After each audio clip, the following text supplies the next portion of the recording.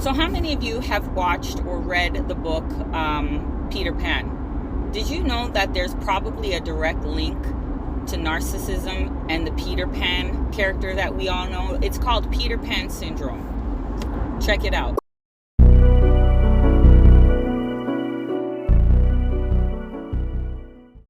So I was talking to some friends last night. Funny enough, I actually have friends now. When I was with my narcissist, he pretty much isolated me to the point where, it was all about him, his family, or his friends. I hardly had any friends at that point. But now I have friends. So I was basically hanging out with a group of friends last night, and we were talking about our narcissists or ex-narcissists. And the subject or topic of Peter Pan, the Peter Pan syndrome, came up. Funny enough, at this age, I don't know the full Peter Pan story. I had the book. I think I read it when I was a kid, but I don't even remember what the story is. But my girlfriend last night said, "Did you know that he probably has Peter Pan syndrome?"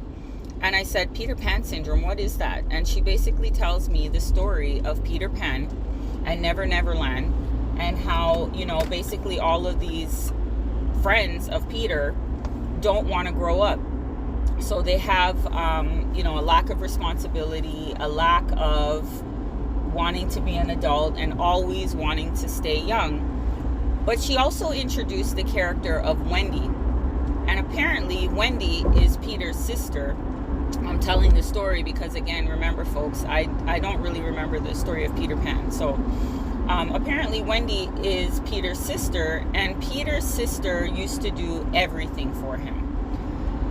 I gotta watch Peter Pan tonight, or I gotta read the book, because this Peter Pan syndrome sounds like my narcissist. Sounds like basically what he has, where he just didn't really want to grow up.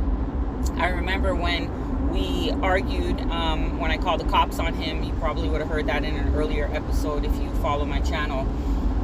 He says to me, "Oh my God, you're half my age," and blah, blah, blah.